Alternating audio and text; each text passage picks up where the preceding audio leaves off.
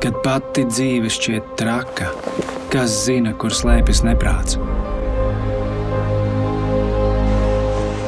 Varbūt būt pārāk prātīgam ir neprāts.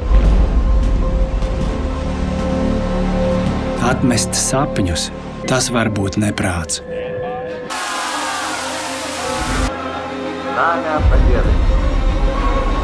Pārāk daudz saprāta var būt neprāts.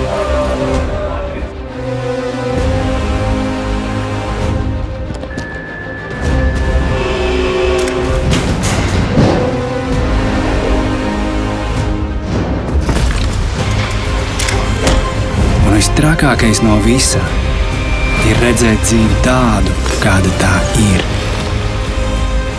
Nevis tādu, kādai tai vajadzētu būt.